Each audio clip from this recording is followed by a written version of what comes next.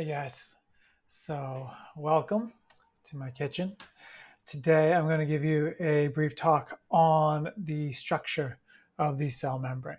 All right, so we're just going to look at some of the components that go into making up the membrane itself. So this is the membrane that surrounds the cell, and also the membranes that compose our organelles. Right? So like whenever we're talking about membranes, this is what we're talking about.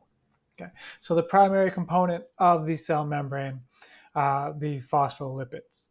And so the phospholipids are these lipid structures, as one can tell by the name, right, with a phosphate group on the top. So you get this phosphate group up here, and it is polar, and then there are two lipid tails attached, and the lipid tails are nonpolar. And so this division between polar and nonpolar regions is essential to the way that the membrane functions. So the polar head is hydrophilic, meaning that it likes water, whereas the nonpolar tails are hydrophobic, meaning it does not like water. And so in our cell membrane, we have a bilayer, bi as a prefix meaning two, with the hydrophilic heads sticking towards the extracellular areas and the intracellular areas, right? So the outer layers of the membrane are made out of these hydrophilic heads. This is important because the environments in both the extracellular area and the intracellular area are aqueous in nature, being composed primarily of water. And then the middle of our membrane is made out of the nonpolar tails. And so you have this hydrophobic chunk right in between. And so this prevents the aqueous environment from outside the cell getting into the cell, and it prevents the aqueous environment inside the cell getting out of the cell. Okay, so certain things can make it across this membrane and certain things cannot. That is a property called semi-permeability, which we'll address in more detail in the video about cell transport. For now, we're just looking at the structures of this membrane. Right. And so the two lipid tails can be either saturated or unsaturated, right? And so saturated fats have all single bonds, whereas an unsaturated fat has one double bond, and it adds a kink to the membrane tail, right? And so if the tails have more kinks, the phosphate groups are further apart, and that membrane is looser. If it has all saturated fats, then the membrane is tighter. Right? And so depending on the function of the cell, your membrane is going to be composed of more or less unsaturated fats. Yeah. The phospholipids are not like stuck in a singular place. They can float freely in three dimensions because this is a sphere, right? This is not just a flat circle. This is going in all three dimensions around the surface of the cell. And so the individual phospholipids can float around all over the place. Right? They just exchange places. They're good to go. Right? And so we call it a fluid mosaic model because it can float all over the place. Right? But yeah, the fact that the polar heads like the polar heads and the non-polar tails like the non-polar tails keeps them loosely associated. So the membrane is not just falling apart, right? It's loosely tied together through these attractions. Embedded within the membrane are proteins, right? And so we have transmembrane proteins that go all the way across, so they touch the outside and the inside. These are used mostly as channels, so that stuff can get in and out. We have integral proteins, which are embedded in the membrane itself, but only on one side. So you'll have integral proteins that are touching the extracellular side, or you'll have integral proteins that are touching the intracellular side. Okay? And now these are areas where you can do enzymatic reactions, like these protein domains will have enzymatic functions, or they can be signaling mechanisms for cell communication. And then we have peripheral proteins, which are attached to the intracellular side of the membrane, but not embedded within it. And these are usually used for structural components of where like the cytoskeleton can attach and keep things in place. Okay. Embedded between the phospholipids, you'll find cholesterols, right? And so cholesterols are a type of steroid, which we talked about in the macromolecule section, right? And so they're a lipid, right? They're a ring-structured lipid. And they're smaller than the phospholipids, so they can get in between them.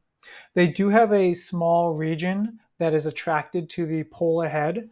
And so a little region will click onto one of the polar heads, and then the ring structure will be between the tails. And they just kind of hang out in there. Now, the cholesterol stabilizes by the membrane by making it less fluid. Right? And so when you have these little cholesterols in between the phospholipids, it's harder for them to float around because there's stuff blocking their movement. So they'll stay in place a little bit better. Right? And so the membrane around these cholesterols would be a little bit stiffer than if the cholesterols were not there. So if you have a cell that needs a stiff membrane, it's going to have more cholesterols. Whereas if you have a cell that needs a looser membrane, it's going to have less cholesterols. And so like looser membranes would be used if you are a cell that makes a lot of secretion products and you need stuff to get in and out easily. All right. Cholesterol is kind of funny. Ow, cat. My cat just stabbed me. So cholesterol is kind of funny in that at room temperature, at normal cellular temperature, I should say, it stiffens the membrane. However, in cold conditions, it actually keeps the membrane from getting too stiff, right? And so at regular conditions, it makes it loose, but in cold conditions, nope, I still have it. A cat flew me off. In regular conditions, it keeps it stiff. In cold conditions, it helps it stay loose. Right?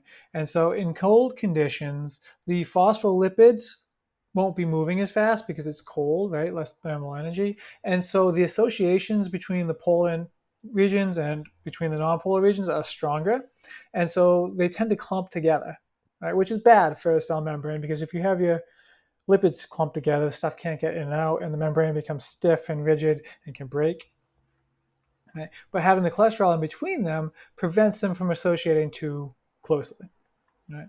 And so cholesterol is good for keeping the membrane stiff, but it's also good for keeping the membrane loose, depending on the circumstance and the temperature situations. Right?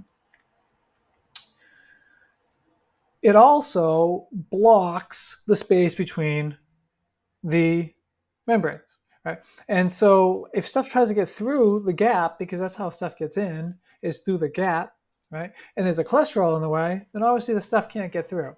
So by having the cholesterol plugging those gaps, it also makes the membrane a little bit less permeable. Some other things that we find in the membrane are glycolipids. Okay, so glycol as a prefix means sugar. So these are lipid groups with sugars attached. And so in this model, the purple one is my glycolipid. And so I have my lipid group, but I also have attached to it this long sugar group.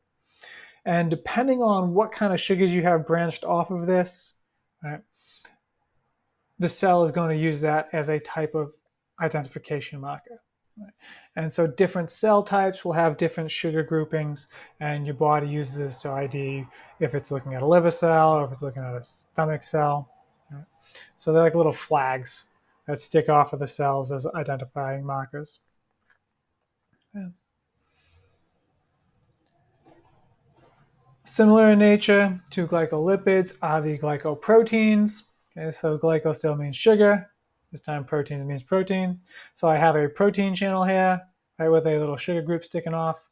And these can be used to take in very specific products from other cells. Right? So if I'm a liver cell and I'm secreting a product that I only want to get taken up by kidney cells, my liver cell's Golgi will wrap up that product in a vesicle that has little markers that will only identify and associate with the sugars that are attached to this glycoprotein. Right? So that glycoprotein has these sugars sticking out. The vesicle comes. It's like, oh, cool, that's the protein channel I'm looking for. It engages with the protein channel, dumps the products through the protein channel, gets inside the cell.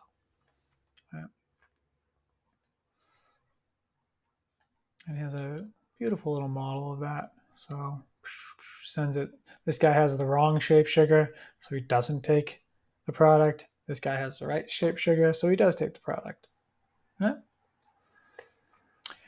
And then finally, we have the cytoskeletal aspects that interact with the membrane. Right? So we have a bunch of microtubules inside of our cell. Those microtubules are responsible for keeping things in the cell where they're supposed to be at. Right? Things, we don't want stuff just floating around willy-nilly in the cell. They have places they're supposed to be, and our cytoskeleton keeps them there. On the membrane, there are anchor points where the cytoskeleton can attach. Okay? So that part of the membrane will stay where it is because it's attached to the cytoskeleton, and then those microtubules will branch out and attach to different organelles. In this model here, I have a nucleus, and that nucleus is being held in place by a bunch of these anchoring microtubules, and then they in turn are being held in place by being anchored to the membrane. Cool. So those are our components for our cellular membrane. In the next video, we will talk about how these components work in the storyline of cell transport and stuff coming in and out of the cell. Cool. That's it. Bye.